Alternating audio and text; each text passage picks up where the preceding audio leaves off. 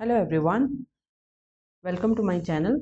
अभी भैया दूज का त्यौहार आ रहा है। हम देखेंगे कि कैसे हम लोग मिलजुल कर भाई दूज का त्यौहार मिला बनाते हैं और भाई बहन के इस पर्व को बहुत अच्छे से सेलिब्रेट करते हैं। तो भाई दूज 2024 जो है वो तीन तीन तारीख को 3 नवंबर 2024 को है। तो दिवाली उत्सव का पांचवा और अंतिम दिन भाई दूज होता है, जो भाई बहन के बीच के बंधन का जश्न है। उस दिन भगवान यम और यमी की कहानी से ये पर्व जुड़ा है, जो भाई बहनों की रिश्तों की मधुरता, सौहार्द और स्थायी प्रकृति पर जोर देता है। तो इस दिन जो पूजा का मुहूर्त है वो दोपहर के 1:13 से दोपहर के 3:33 तक रहेगा। तो आप इस दौरान किसी भी टाइम पे अपने भाई को टीका कर सकते हैं, और जो भाई हैं वो अपनी बहनों के घर जाके इस टाइम में अगर टीका करवाएंगे तो बहुत ही अच्छा और शुभ मुहूर्त माना गया है।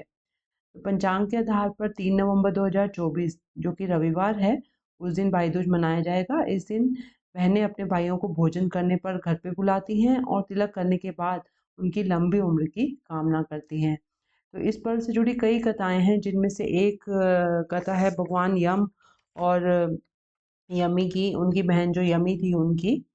तो सूर्य की पत्नी संज्ञा की दो संतानें थी। संज्ञा के पुत्र का नाम यमराज और पुत्री का नाम यमुना था। संज्ञा अपने पति सूर्य की तेज किरणों को सहन नहीं कर सकने के कारण उत्तरी ध्रुव में छाया बनकर रहने लगी। तो इससे ताप्ती नदी तथा शनिश्चर का जन्म हुआ। इसी छाया से सदा युवा रहने वाले अश्विनी कुमारों का भी जन्म हुआ, जो देवताओं के वैद्य माने जाते थे। तो उत्तरी ध्रुव में बसने के बाद संज्ञा का यम तथा यमुना के साथ व्यवहार में अंतर आ गया। तो इससे व्यथित होकर यम ने अपनी यह नगरी यमपुरी बसाई। यमुना अपने भाई यम को यमपुरी में पापियों को दंड देते देख दुखी होती, इसलिए वह गोलोक चली गई। समय व्यतीत होता रहा। तब काफी सालों के बाद अचानक एक दिन यम को अपनी बहन यमुना की याद आ गई। यम ने अपने दूतों को यमुना का पता लगाने के लिए भेजा, लेकिन वह कहीं नहीं मिली। फिर यम स्वयं गोलोक गए, जहाँ यमुना जी की उनसे भेंट हुई।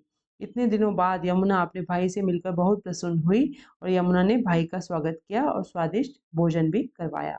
तो इससे भाई यम ने प्रसन्न होकर बहन से वरदान मांगने के लिए कहा।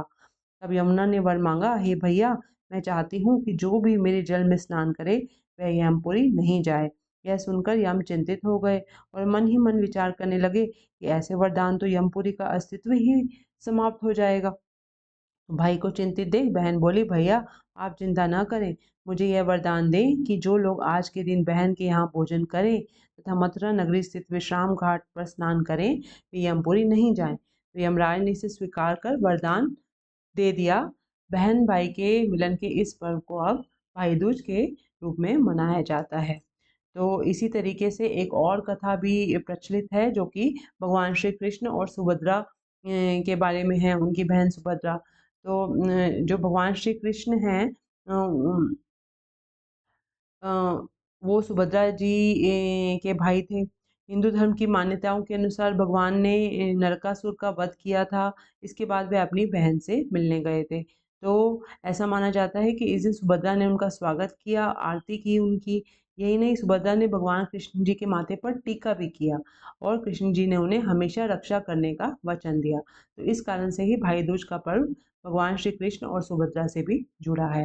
तो अब देखते हैं कि हम भाई दूज पर तिलक करने की क्या विधि है। तो सबसे पहले जो है, भाई दूज पर विवाहित बहनें अपने भाइयों को अपने घर में भोजन के लिए निमंत्रण दें। कुंवारी बहनें घर में अपने हाथों से भोजन बनाएं। भाई को प्रेम पूर्वक स्वागत करके उसको एक चौकी पर बिठाएं, और ध्यान रहे कि भाई का जो मुख है वो उत्तर पूर्व, जो कि नॉर्थ ईस्ट डायरेक्शन है, उसमें होना चाहिए। अब भाई के माथे पर कुमकुम या टीके से तिलक कर और चावल भी लगाएं। भाई को नारियल दें और समस्त देवी देवता से उसकी सुख समृद्धि और दीर्घायु की कामना करें। अब भाई बहन को उपहार में अपनी सामर्थ्य अनुसार भेंट करें और भाई को भोजन कराएं। तो ये प्रथा है हमारे तिलक करने की। भाई दूज पर भोग लगाने के लिए ज़रूरी चीज़ें क्या क्या रहेंगी? चावल रहेगा, जिसमें तिलक लगाने के लिए चावल का चौक बनाया जाता है।